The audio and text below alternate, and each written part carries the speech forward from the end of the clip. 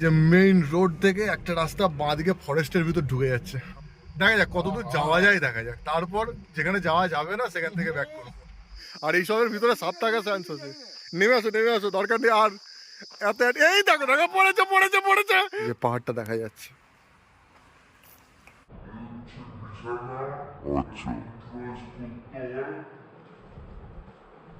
Good morning. এই মুহূর্তে চলে এসেছি গ্যারেজে।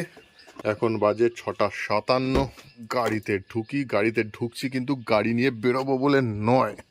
অ্যাকচুয়ালি আজকে একটা রোড ট্রিপে বেরোবো, কিন্তু আমার গাড়ি নিয়ে নয়। এখান থেকে এই চার্জিং সকেটটা আর সানগ্লাস, এইগুলো কয়েকটা জিনিস নিয়ে নিই। আর আমাদের মেইন প্ল্যান হচ্ছে উড়িষ্যার সিমলিপাল। বাড়ি থেকে এইটুকুতেই পুরো ঘেমে অবস্থা খারাপ। আর এই ট্রিপটা করবো হচ্ছে দিব্যেন্দুর গাড়িতে। চলে এসেছি, গাড়ি এখানে রেডি। খোলো ডিগ্গি খোলো। Good morning. তো চলো শুরু করা যাক আজকের অ্যামেজিং রাইড। তো বলো শ্রী চৈতন্য মহাপ্রভু কি জয়। এই ফার্স্ট টাইম গাড়ির পিছনের সিটে বসে ব্লগ করছি। জেনারেলি গাড়ি চালাতে ব্লগ করি, আজকে ফার্স্ট টাইম। হ্যাঁ কি হবে এখনই? এখনই আমি সামনে থাকবো। এখনো কোলাঘাট আমরা পৌঁছাতে পারিনি। আর কোলাঘাটে গিয়ে ব্রেকফাস্ট করার ইচ্ছা আছে। দিব্য ভালোই গাড়ি চালাচ্ছে। চালাও ফাস্ট। এই পেট্রোল পাম্পে দাঁড়িয়ে গেছি। গাড়ি ফুল ট্যাঙ্কি করবো না, গাড়ি মোটামুটি 4-5 লিটার তেল ভরবো। কারণ গাড়ির তেল ভরবো, ফুল ট্যাঙ্কি করবো ঝাড়খণ্ড থেকে। কারণ এখানে তেলের দাম অনেকটাই বেশি। আজকে রেট কত চলছে? 105 টাকা সামথিং নাকি, দেখা যাচ্ছে না। গাড়ির পিছনের সিটে বসে বিন্দাস গল্প করতে যাচ্ছি। সামনের সিটে বসাতে কিন্তু ভালো মজা আছে, পিছনের সিটে বসা। 5 লিটার ভরে নিচ্ছি এখান থেকে, এটাই ঠিক আছে। 105 টাকা 91 পয়সা আজকের রেট। কোলাঘাট ব্রিজ ক্রস করছি। এই যে বাঁ দিকে রয়েছে নদী। আরে ট্রেন যাচ্ছে ব্রিজ দিয়ে। ক্যামেরা নিতে পারছে কি? মনে হয় নিতে পারছে না। এই এসে গেছি কোলাঘাট। গাড়ি দাঁড় করে দিয়েছি সামনে হোটেল। কিছু ব্রেকফাস্ট করে নেওয়া যাক, খিদে পেয়েছে, বড্ড খিদে পেয়ে গেছে। এসেছে আলুর পরোটা, দই, ডিমের অমলেট। ফালতু আর টাইম নষ্ট না করে পেট পুজো শুরু করে দেওয়া যাক। তাহলে বাড়ি থেকে বেরিয়েছিলাম যখন, তখন জাস্ট ছাতুর শরবত খেয়ে বেরিয়ে চলে এসেছিলাম। খিদে পেয়েছে, প্রচণ্ড খিদে পেয়েছে, আর ওয়েট করা যাচ্ছে না।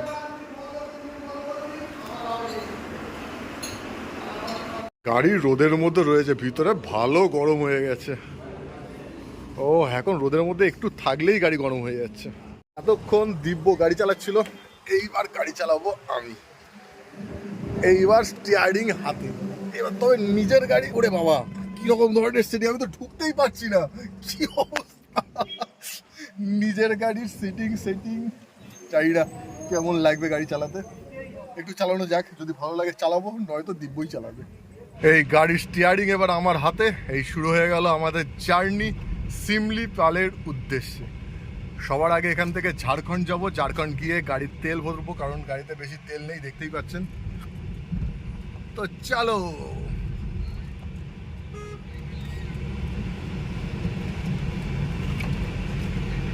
বাঁ দিকে চলে গেলে দীঘা যেতে পারতাম, কিন্তু বাঁ দিকে আমরা দীঘা যাব না।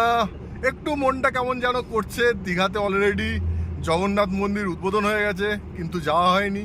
যাব, খুব তাড়াতাড়ি যাব। কিন্তু এখন আমাদের যেহেতু গন্তব্য শিমলিপাল, তো শিমলিপাল যাওয়া যাক। অলরেডি অনেকটা দেরি হয়ে গেছে। নিজের গাড়ি আর অন্য গাড়ি একটু অসুবিধা হচ্ছে, যদিও কিছুক্ষণের মধ্যে সেট হয়ে যাবে, অসুবিধা নেই। কারণ নিজের গাড়িতে যে পশ্চারে, যে পজিশনে চালানো হয়, সেটা যখন অন্য গাড়িতে ধরা হয় তখন একটু অন্যরকম লাগে। তো জাস্ট কয়েক কিলোমিটার, তারপর সব বিন্দাস, অসুবিধা হবে না। তারপর হোক না পাহাড়, ভাঙাচোরা রাস্তা, অফরোডিং, কোনো অসুবিধা নেই। পুরো মাখনের মতো রাস্তা, বিন্দাস। এখন খড়গপুর পর্যন্ত তো কোনো অসুবিধা নেই, বিন্দাস রাস্তা। তারপর যখন আমরা উড়িষ্যায় ঢুকবো, তখন দেখতে হবে রাস্তা কেমন হয়।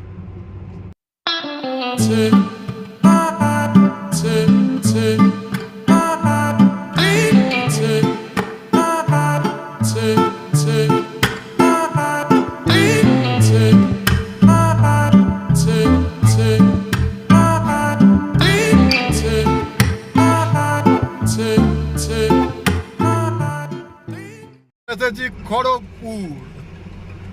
আর এখান থেকে কত কিলোমিটার বাকি? 90 আর 99 কিলোমিটার বাকি। আর ভাগ্য ভালো আমরা গাড়িতে এসেছি, বাইরে যা টেম্পারেচার মাথা খারাপ করে দিচ্ছে। গাড়িতে আছি, শান্তিতে আছি, বাইরে থাকলে এতক্ষণে ভাজা ভাজা হয়ে যেতাম। মাঝ রাস্তায় একটা জায়গায় ফরেস্ট দেখলাম, দাঁড়িয়ে গেলাম। ও এই যে পিছনে ফরেস্ট, দেখি একটু নামা যায় নাকি। সামনে এত সুন্দর ফরেস্ট, একটু ভিতরে না ঢুকলে তো চলেই না। কিন্তু বেশি ভিতরে ঢোকাটাও রিস্ক, গরমকাল, এটাও ভাবতে হবে। কিন্তু এত গরমের মধ্যেও কিন্তু এই ভিতরটা একটা অদ্ভুত ঠান্ডা, সুন্দর ঠান্ডা। আর বেশি ভিতরে যাওয়া ফালতু, বেশি ডেয়ারডেভিল অ্যাক্টিভিটি করা ঠিক হবে না, কারণ ভিতরে দেখতেই পাচ্ছেন জঙ্গলটা আরও প্রচণ্ড ঘন হয়ে যাচ্ছে। তো মোটামুটি অনেকটা চলে এসেছি, পিছনে অনেক দূরে রাস্তা রয়েছে, অনেকটা দূরে, সুন্দর। এইগুলোই হচ্ছে আনন্দ। আমি যদি এটা ট্রেনে যেতাম বা বাসে যেতাম বা অন্য গাড়িতে যেতাম, এই আনন্দ পাওয়া যেতাম না। এই যে নিজেরা এসছি, এটার মধ্যে আসল আনন্দ। অফ, ঠান্ডা ঠান্ডা, গাড়ির এসিতে বসা, আর এটা হচ্ছে ন্যাচারাল ঠান্ডা। গাছগুলো কে লাগিয়েছে? দিব্য লাগিয়েছে নাকি এই গাছগুলো? আর এই গাছগুলো দিব্য লাগিয়েছে বলে দিব্য এই গাছগুলোয় জল দিতে এখন গাড়ি থেকে নেমেছে। দিব্য, সব জল দেওয়া হয়ে গেছে, চলো, অনেক জল দেওয়া হয়ে গেছে, এবার চলো। দিব্যর গাছগুলো যাতে ভালোভাবে বেড়ে ওঠে তার জন্য আমরা সবাই জল প্রদান করেছি। এবার গাড়িতে ওঠা যাক, গাড়িতে উঠে এবার এগোনো যাক। ওই জন্য বলেছিলাম ওখানে বসে ছবি তুলতে হবে না।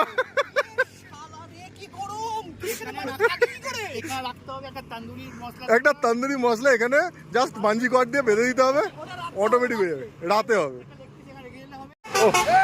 এখানে দাঁড়িয়ে, আরে ভাই বাপ রে বাপ, এখানে দাঁড়িয়ে ছবি তুলতে তুলতে পুরো ঘেমে চান করে গেলাম। ও সালা, ফরেস্টই ভালো ছিলাম, ওখানে এসে কি গরম রে।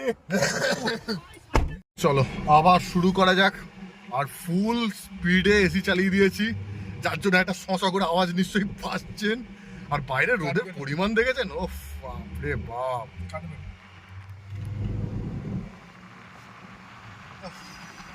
বাকিদের দেখো, শুধু আমাকে দেখালে হবে? বাকিরা কে কে আছে সেটাও তো দেখতে হবে। আমরা আছি, বাট কিছুক্ষণের জন্য রোদে ভাজা ভাজা হয়ে গেছিলাম। খুব গরম, খুব গরম। দাদা বর্তমানে গাড়ি চালাচ্ছে, মানে এটা যাতা লেভেলের অনুভব। ঠান্ডা না হচ্ছে, শান্তি পাচ্ছি না। আর সামনে যদি রাস্তা নিয়ে বলা হয় তাহলে একদম অসম্ভব সুন্দর একটা রাস্তা। ডান দিক বাঁ দিকের পরিবেশ খুব মনোরম, বাকিটা খুব সুন্দর। এই গাড়ি মারাত্মক তেল খাচ্ছে ভাই। 5 লিটার বলা, 10 লিটার ভর দিয়া, আবার 10 লিটার ভরেছে। ঠিক আছে ঠিক আছে, চলো, কোনো অসুবিধা নেই। 10 লিটার তেল ভরে নেওয়া হলো। যে মেইন রোড থেকে একটা রাস্তা বাঁ দিকে ফরেস্টের ভিতর ঢুকে যাচ্ছে, আমরা যাই একটু ভিতরে ঢুকে দেখি। ইচ্ছা করছে ভিতরটা একটু যেতে। আরে রাস্তা দুর্দান্ত রাস্তা, এদিকে না আসলে তো মিস করে যেতাম।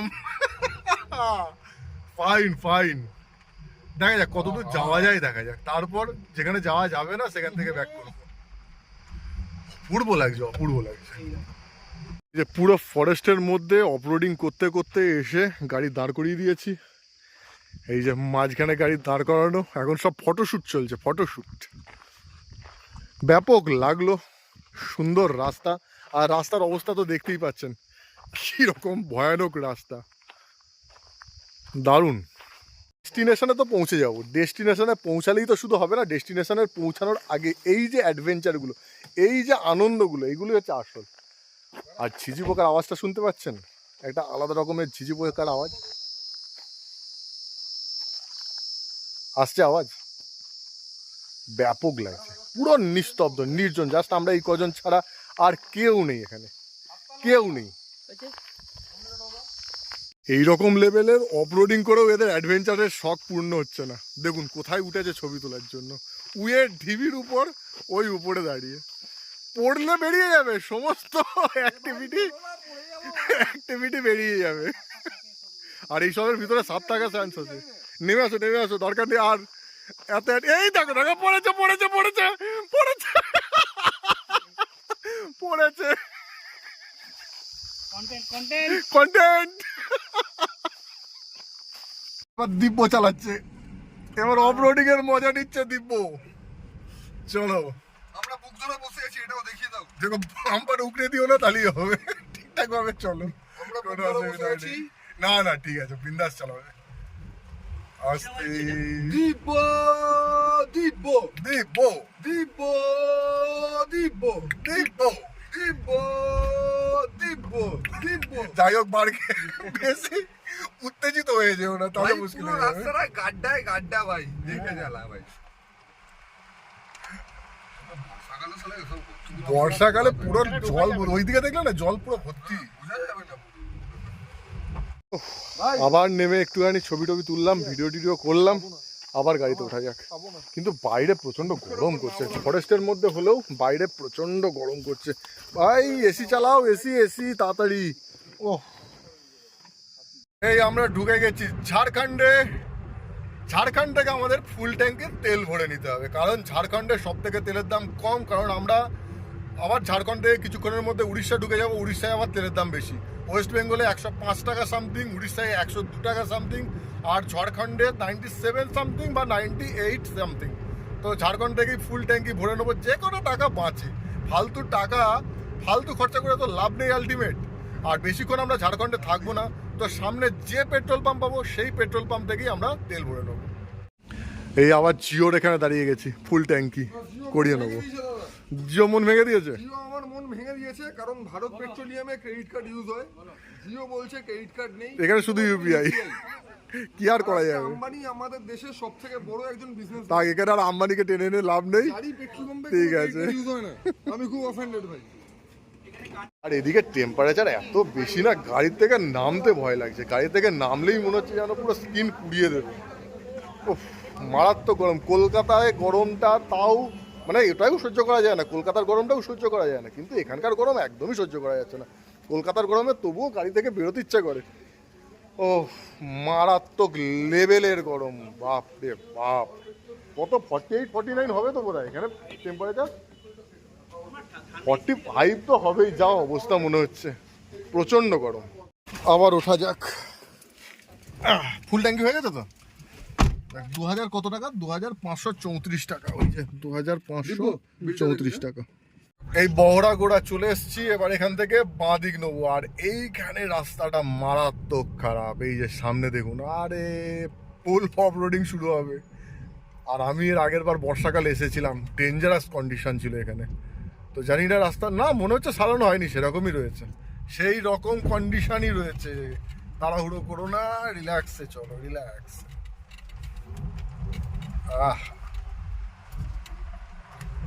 কাঁচটা অপরিষ্কার রয়েছে, লেফট সাইডটা পরিষ্কার হয়নি।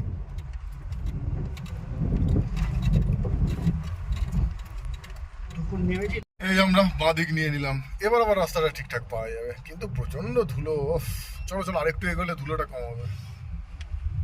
কালকে শুতে শুতে রাত্রি 2টো বেজে গেছিল, আর আজকে ঘুম থেকে উঠেছি সকাল 5:30টায়। তো ঘুম পাচ্ছে, কিন্তু ঘুমোতে পারবো না। হোটেলে গিয়ে জাস্ট স্নান খাওয়া দাওয়া করেই আবার বেরোতে হবে। হোটেল পৌঁছাতে এখনো মোটামুটি 1 ঘন্টার সময় লাগবে, তো ঘুমাতে পারবো না, কিন্তু ঘুম পাচ্ছে।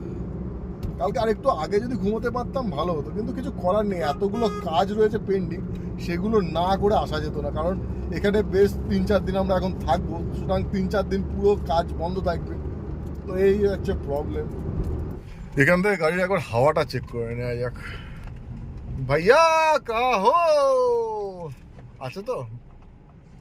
ওই ঘুমোচ্ছেন, আমি তো দেখলাম আছে। ভাইয়া জাস্ট কিছুক্ষণ আগে আমরা ঝাড়খণ্ড ঢুকলাম, এর মধ্যে আবার উড়িষ্যা ঢুকে গেলাম। ঝাড়খণ্ডে কত 10-15 কিলোমিটার বোধহয় চালিয়েছি ম্যাক্সিমাম, এই উড়িষ্যায় ঢুকে গেছি।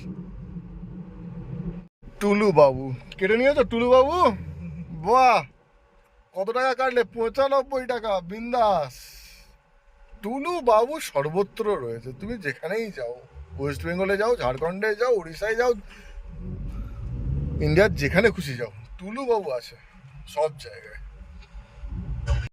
দূরে পাহাড়ের দর্শন পাওয়া গেছে। এখান থেকে হয়তো ধোঁয়াশার কারণে ঠিক বোঝা যাচ্ছে না, কিন্তু দূরে খুব সুন্দরভাবে দেখা যাচ্ছে পাহাড়। ক্যামেরায় নিতে পারছে না। পিছনে যে গাছগুলোর পরেই রয়েছে পাহাড়। আজকে বিকেলে একবার যাবো যদিও পাহাড়ের দিকে। যখন কেওনঝড় গেছিলাম তখন এই সেম রুট দিয়ে গেছিলাম কেওনঝড়, আর এই পাহাড় টপকে ওই দিকে গেছিলাম কেওনঝড়। আর আপনারা যদি কেওনঝড়ের ভিডিও দেখেন তাহলে আপনারা সেখানে অবশ্যই দেখেছেন যে যেদিনকে নাইট ড্রাইভ করে ফিরছিলাম কেওনঝড় থেকে কলকাতা, সেদিন এই পাহাড়ে কি পরিমাণ জ্যামে ফেসেছিলাম, মারাত্মক। অ্যাকচুয়ালি এই পাহাড়ের রাস্তাটা বড্ড সরু, বাই চান্স যদি কোনো অ্যাক্সিডেন্ট হয়ে গেল। আর সেদিনকে রাতে হয়েছিল অ্যাক্সিডেন্ট, পুরো যাতা অবস্থা। এইবার মোটামুটি পাহাড়টাকে বোঝা যাচ্ছে, এইদিকে একটা ছোট পাহাড় রয়েছে, গাছগুলো আমার আড়াল হয়ে গেল। এই সিমলিপাল রিসর্টে আমরা চলে এসেছি। যদিও এটা ন্যাশনাল হাইওয়ের পাশে, কিন্তু এখান থেকে পাহাড়টা দেখা যাচ্ছে। যদি পাহাড়টা আরেকটু কাছে হতো বেশি ভালো লাগতো। তো ঠিক আছে, ওই যে পাহাড়টা দেখা যাচ্ছে।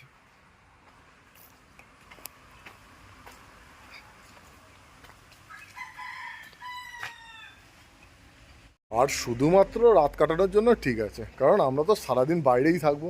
এই চলে এসেছি কলকাতা থেকে এখানে, এইবার রুমে যাব, রুমে গিয়ে ফ্রেশ হবো, স্নান করব, তারপর লাঞ্চ করব, লাঞ্চ করে বেরিয়ে যাব। রুমে তো থাকবো না, যে এখান থেকে প্রচুর ভিউ দরকার সেরকম দরকার নেই। তো ঠিক আছে, মোটামুটি এখনও পর্যন্ত ঠিক আছে। আগে রুমে যাই, রুমটা কেমন হয় দেখি, তাহলে বোঝা যাবে।